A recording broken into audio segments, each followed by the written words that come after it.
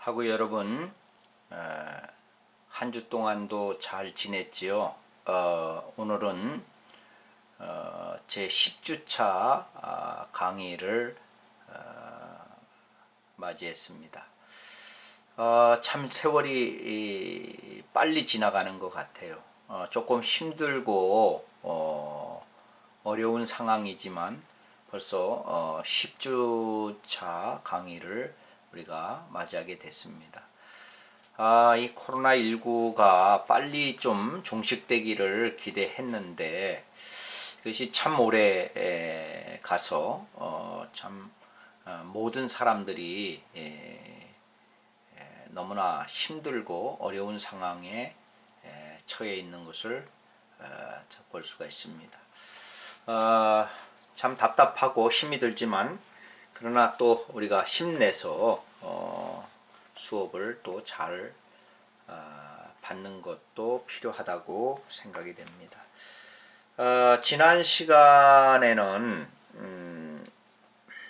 대상관계 이론을 배우고 그 다음에 인지행동 이론 중에서 앨리스의 합리적 정서적 행동치료에 대해서 살펴봤고요. 백의 인지치료에 대해서 살펴봤습니다.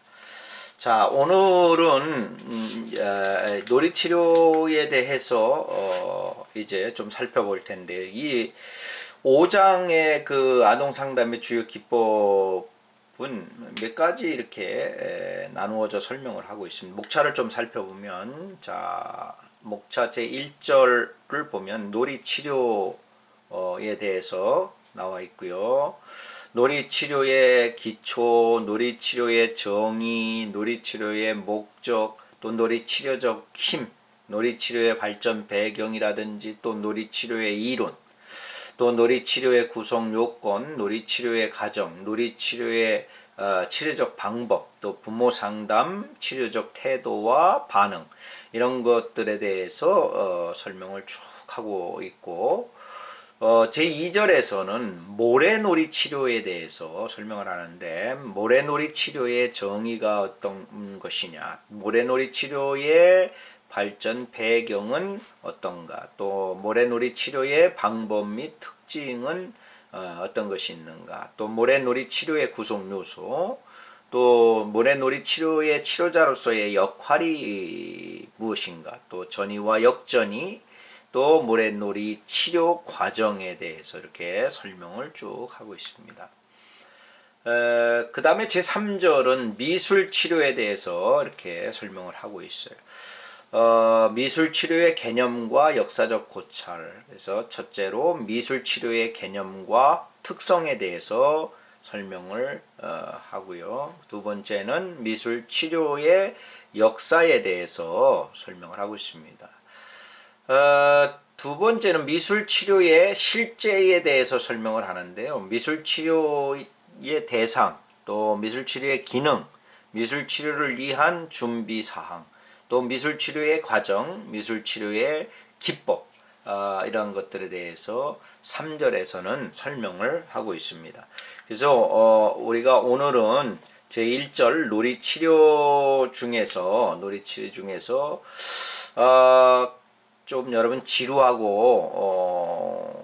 힘든 부분이 있기 때문에 너무 수업량을 길게 하게 되면 좀 지칠 것 같아서 적절하게 이렇게 오늘 수업을 진행하고 마치도록 그렇게 하겠습니다. 자, 그러면 놀이치료에 대해서 이제 쭉 설명을 하는데요. 자, 이 그 5장에 대해서 쭉 보면은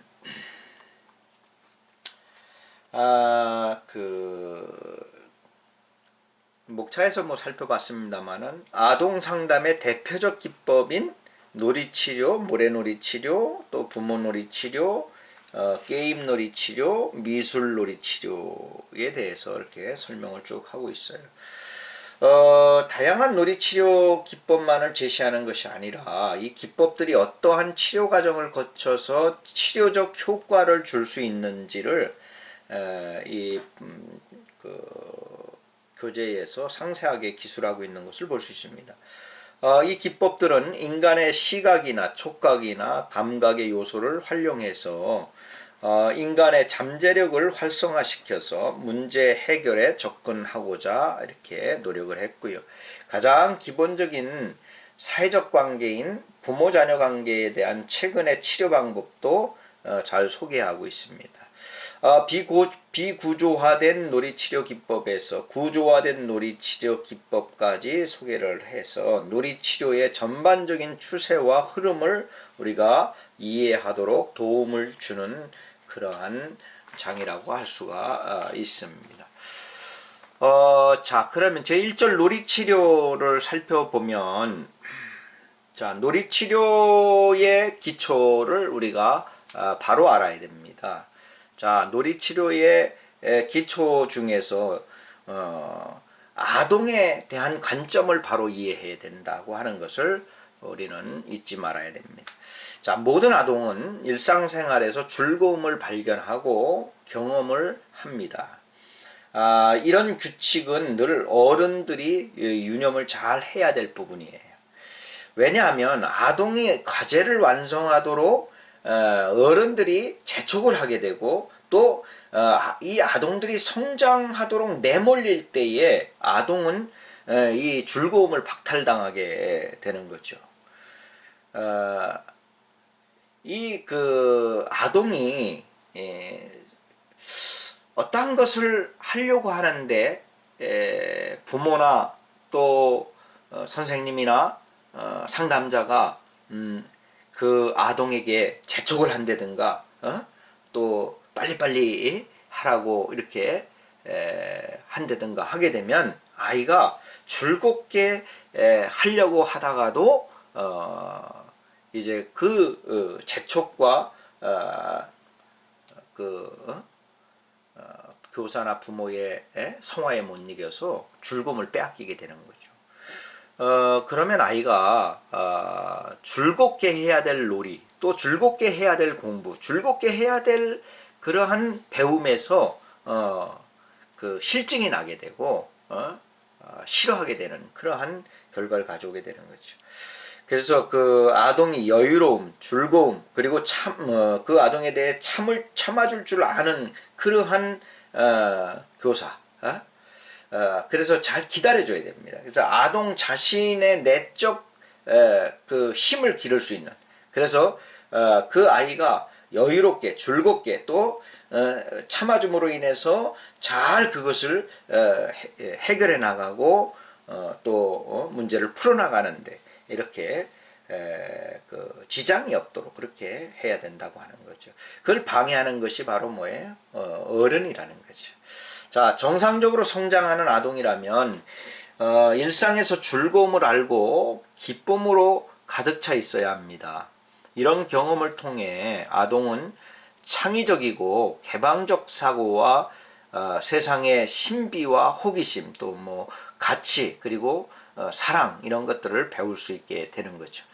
아동은 늘 현재 여기에서 이런 경험들을 하고 아이들은 끊임없이 성장을 하고 있다는 것을 우리가 알아야 됩니다. 그렇게 자유롭게 자발적으로 또 충분한 능력을 발휘하면서 자란 그런 아동이 건강한 성인으로 성장할 수 있게 되는 것입니다. 건강한 사람은 자신뿐 아니라 타인도 충분히 사랑할 줄 아는 사람이죠.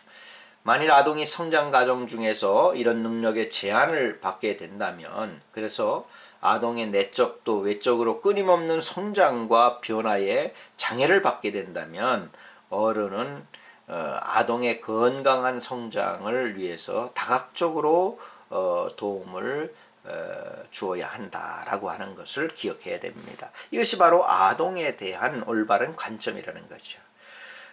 흔히 엄마나 또 아빠나 교사가 실수하기 쉬운 것이 바로 이 아동에 대한 바른 관점을 갖지 못하는 것 때문에 아이가 어떠한 그 놀이라든가 또 학습을 하고자 할 때에 많은 생각을 하게 되지요. 어떻게 할까, 또 어떤 그림을 그릴까, 또 어떻게 하면 또 재밌는 놀이를 할까, 이렇게 생각을 하게 되는데, 아빠가 엄마가 보고 있다가 선생님 보고 있다, 얘 너 뭐하니 빨리빨리 안 하고 쟤는 저만큼 했는데 너는 아직도 이렇게 하나도 못 쓰고 있니, 하나도 못 그리고 있니, 이렇게 재촉하게 되면 그 아이의 상상력을 해칠 수가 있고, 또 아이의 그 창의력을 뭐 개방적 사고를 이렇게 바르게 키워줄 수가 없게 되는 거죠. 그래서 우리가 특히 교사들이 이거 조심해야 됩니다. 아동에 대한 바른 관점을 갖는 것, 이것이 아주 중요하다 볼 수가 있습니다. 두 번째는 놀이의 의미지요. 아동의 놀이를 관찰하다 보면 놀이가 지닌 신비한 이 메커니즘에 대해서 새삼 놀라움을 금치 못할 때가 있습니다. 아동은 놀이를 통해서 자신의 경험과 관련된 내적 외적 상태를 표현하고 있는 것을 볼 수가 있어요. 솔직하게 또 직접적으로 때로는 은유적으로 자신을 표현하고 있는 것을 볼 수가 있습니다. 한 20년 전인가요? 어린이집을 운영할 때입니다. 아마 편부모 가정에서 크는 아이가, 남자 아이가 한 명 있었는데, 그 아침 일찍에 그 오는 아이가 두 명이 있었어요. 여자아이, 남자아이. 근데 그 둘이 이제 아침에 일찍 오니까 둘이 그 놀이를, 뭐 역할놀이를 이렇게 하지 않습니까? 그런데 이제 여자아이가 아빠 엄마 놀이를 하는데 자기는 엄마하고 남자 친구 아이는 이제 아빠하고, 그래서 그 음식을 아침을 해서 쟁반에 담아서 이렇게 아침밥이에요 하고 이렇게 여보 아침밥 먹어요 그러면서 갖다가 주는 거예요. 그런데 남자아이가 그것을 확 뒤집어 엎는 것을 보고 깜짝 놀랐습니다. 그러면서 하는 얘기가 뭐야 반찬이 이게 뭐야? 맛도 없네 하고 이러면서 행동하는 모습을 보고 깜짝 놀랐어요. 그래서 가만히 보니까 그 가정이 바로 엄마 아빠가 이혼해서 엄마가 아이를 키우는 그런 가정인데, 그 아빠가 평상시에 그 가정에서 행동하던 모습을 이 아이가 보고 답습하고 배운 거죠. 그래서 그 표현을 통해서 스스럼 없이 그 가정의 모든 상황들이 재현되는 그런 모습들을 보게 됐습니다. 참 아주 그 깜짝 놀라지 않을 수가 없죠. 그래서 아이들은 이런 것을 통해서 자기 표현을 하고 또 자기가 자라온 환경이나 가정의 그 상황들을 이 아이들 그 놀이를 통해서 이렇게 표현된다고 하는 것을 우리가 잘 알아야 됩니다. 뭐 예를 들면 어른 인형을 공룡들 틈에 던져 버린다거나, 또 아기 인형을 동굴 속에 가두어 두거나, 또 배고파 우는 아이를 거들떠보지도 않거나, 텅 빈 집에서 혼자 떨어져 멍하니 있는 모습을 보이거나, 경쟁 게임에서 패배를 이기지 못해 분에 겨워서 울어대거나, 또 치료자에게 인정받기 위해 지나친 배려나 눈치 보는 행동, 이런 등으로 아동은 엄마에 대한 사랑의 갈구를, 또 동생에 대한 질투를, 성취에 대한 지적 욕구를, 또 학대에 대한 불안과 두려움을, 부모의 이혼으로 내쳐질 것 같은 그런 자신의 두려움과 혼란과 외로움 등, 또 아이들은 기쁨이나 슬픔, 또 불안과 두려움 등을 이 놀이를 통해서 표현을 하게 된다고 하는 것을 알아야 합니다. 아동의 심리를 최초로 분석한 이 프로이드는 놀이는 아동만의 문화이고 아동의 심리를 잘 나타낸다라고 이야기를 했습니다. 아동이 가장 좋아하고 몰두하는 것이 놀이이며 이를 통해 아동은 자신의 세계를 진실하게 창조해낸다고 보았습니다. 1986년 레이드 역시 아동은 놀이를 통해 정서적인 갈등을 표현하고 훈수를 한다고 이렇게 주장을 하고 있습니다. 아동 중심 놀이 치료의 대가이자 딥스의 저자인 엑슬라인 역시 놀이를 자연스러운 자기 표현의 매개체로 보았죠. 아동이 성장하면서 경험하였던 불안, 또 두려움, 또 공격, 또 혼란, 좌절 이런 욕구들을 놀이를 통해 표현하게 되면 이 과정에서 아동은 아동 내부에 자리 잡고 있던 능력이 다시 성장하면서 자신을 새롭게 인식하도록 도와주고 긍정적으로는 아동의 자아 실현을 위한 도구가 되는 것이라고 주장하고 있습니다. 그 다음에 보면은 이제 세 번째 보면은 놀이의 특징인데요. 놀이는 어떤 대가나 보상을 요구하는 일과는 달리 외적인 보상을 요구하지 않는다라고 이야기하고 있습니다. 셰퍼는 놀이의 특징을 다음과 같이 세분화하고 있는데, 첫째는 놀이는 외적 동기보다는 내적 동기에 의해 나타난다, 이렇게 이야기하고 있고요. 두 번째는 놀이를 하는 아동은 놀이 활동의 결과보다는 놀이 활동 그 자체에 관심이 있다라고 이렇게 세분화하고 있는 것을 볼 수가 있습니다. 그 다음에 네 번째는 아동의 문제 형성인데요. 아동의 문제 형성은 아동의 타고난 기질, 성질, 또 충분히 좋은 환경의 제공이 중단된 시기, 또 전반적 발달 수준, 인지나 정서나 사회나 신체 등에 따라서 문제의 유형이나 정도가 달라질 수 있다라고 하는 것을 우리가 알아야 합니다.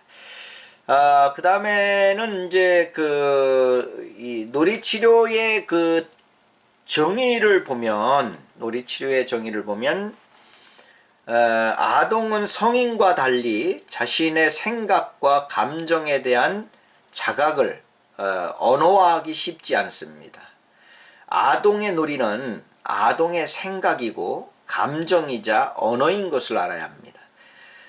치료자는 아동과 놀이 상호작용을 통해서 아동의 행동, 또 사고, 감정의 메시지를 이해하고 의사소통하게 되는데, 이 과정에서 아동의 기쁨이라든지 슬픔, 고통, 외로움, 또 소망 등을 나누게 되는 거죠. 이것이 바로 놀이치료인 것입니다. 국제놀이치료학회에서는 놀이치료는 내담자들의 심리사회적 어려움을 방지 혹은 해결하고 최적의 성장과 발달을 돕기 위해 훈련된 치료사가 심리적인 문제를 가진 내담 아동을 돕기 위해서 체계적으로 놀이의 치료적 힘을 적용시키는 대인관계 과정이며, 이 과정에서 체계적으로 또 이론적 모델을 사용하는 것이다 라고 이렇게 정의를 하고 있습니다. 치료적 관계라는 대인관계 맥락 안에서 놀이라는 매개체를 통해 아동의 어려움을 표현하고 감정을 발산시켜 줌으로써 직면하고 조절을 통해 자신의 문제를 해결해가는 과정, 이것이 바로 놀이 치료의 정의다, 이렇게 우리가 볼 수가 있는 것입니다. 그 다음에 놀이치료의 목적을 보면 이 엠스터라고 하는 학자는 구체적으로 놀이치료 목적에 대해 이렇게 정리를 좀 하고 있는데요.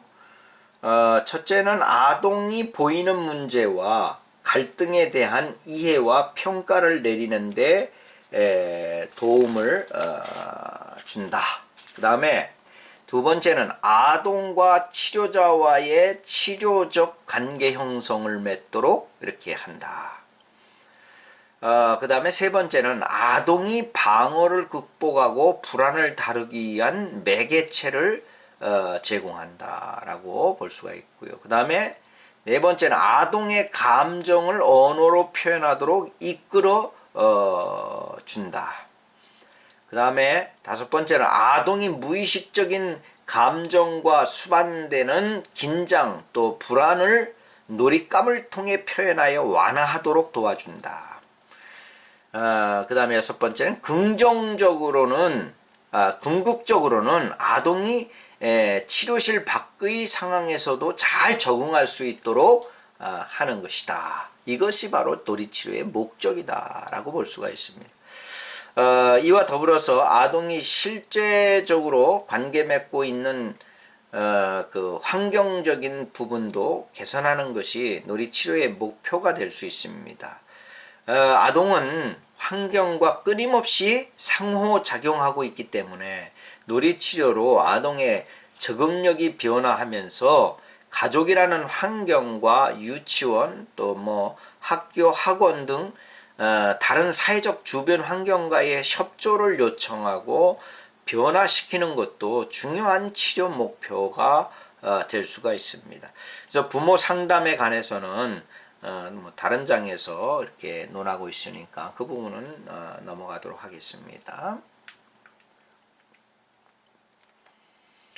그 다음에 네 번째 이제 놀이의 치료적인 힘을 보면 자 놀이의 치료적 요인이 있어요.